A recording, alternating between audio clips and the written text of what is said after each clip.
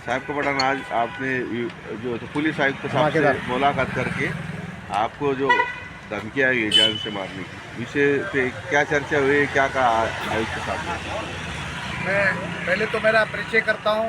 मैं साहिब खान पठान एक समाज सेवक। गुलिस्ता में लोकसभा के इलेक्शन में खड़ा था और तमाम तरह की मुझे धमकियाँ, जान से मारने की धमकी, मेरे परिवार को मारने की धमकी, मेरी फैमिली को, मेरे बच्चों को, मेरे जवाई को टारगेट किया गया, मेरे बच्चों को टारगेट किया गया। मिलने के बाद मुझे टारगेट मेरे जो है तो मेंटल मेरे ऊपर जो है प्रेशर लाया गया, मुझे तरह के मुझे धमकियाँ मिलिया। तमाम होने के बाद मजबूरन जो है तो लोकसभा के इलेक्शन के अंदर मुझे फॉर्म वापस लेना पड़ा। उसके बाद वक्त आया विधानसभा का इलेक्शन। मैंने फॉर्म भरा और अल्हम्दुलिल्लाह इलेक्शन लड़ा भी। और लड़ने के परेड के टाइम के अंदर तमाम यानी मजलिस के लोग, मैं तो खुलेआम कहूँगा, मजलिस के लोग मुझे टारगेट करते, मुझे चौराहे पे पकड़कर मुझे धमकी देते, मुझे जान से मारने की धमकी दिया जाती। मैंने हालांकि MIDC पुलिस स्टेशन के अंदर, चिकल थाना MIDC के अंदर 2 इंसिया मैंने दाखिल किया था उस वक्त परेड के अंदर, विधानसभा के इलेक्शन के अंदर। 1 मिनट के अंदर में जो सिक्योरिटी गार्ड मिलने के बावजूद भी एक वहाँ का नारेगांव का भू माफिया मेरे सिक्योरिटी गार्ड के ऊपर आकर जो है तो सिक्योरिटी गार्ड को गाली गलौज कर, यानी बुरे बदकलाम बोलने के बाद भी सिक्योरिटी गार्ड ने PI साहब के सामने और वहाँ के तमाम पुलिस अधिकारियों के सामने ये बयान दिया कि सिक्योरिटी गार्ड ने खुद बयान दिया था कि कहा कि ये शख्स ने मुझे ताकि गाली दी है, तब भी उसके ऊपर कोई कार्रवाई नहीं होती है। एक मामूली NC दाखिल होने के बाद उसको छोड़ दिया जाता है। और तमाम जो है तो तरह के मुझे धमकियाँ, फ़ोन पे धमकियाँ। मैं जहाँ चौराहे के ऊपर या फिर किराड़पुर जैसे स्टॉप पे जाकर वहाँ पे खड़े रहूँ तो कई लोगों के मुझे धमकियाँ, बार गाली गलौज बदकलाम आकर से मैं तंग आकर CP साहब से आज मैंने वो डायरेक्ट खुद मुलाकात ली।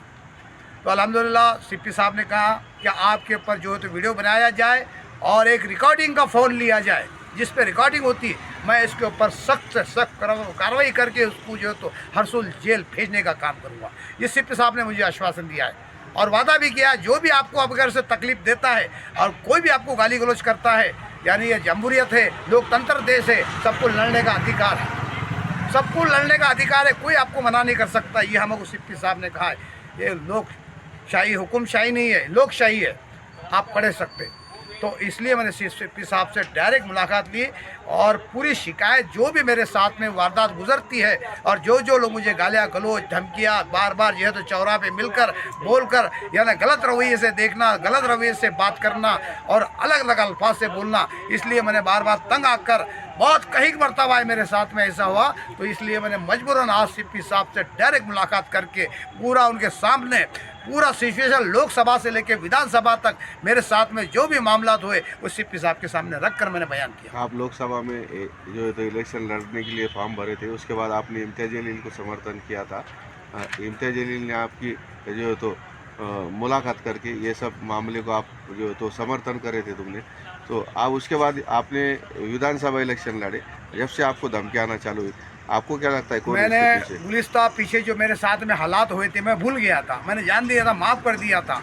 जो भी मेरे ऊपर, मेरे परिवार के ऊपर, मेरे ऊपर जो भी धमकी आए थे, मैंने टोटल इनको माफ़ करते हुए मैंने इनको समर्थन कर दिया था। लेकिन विधानसभा का इलेक्शन मैंने खुद अपनी मेहनत से, अपनी जद्दोजहद से लड़ा और इसके बाद कई धमकियाँ, यानी आज नारेगांव का एक शख्स जो भू माफिया कहते हैं उसको, उनने भी मेरे सिक्योरिटी गार्ड के ऊपर जो है तो डायरेक्ट मेरी गाड़ी के ऊपर हमला किया था।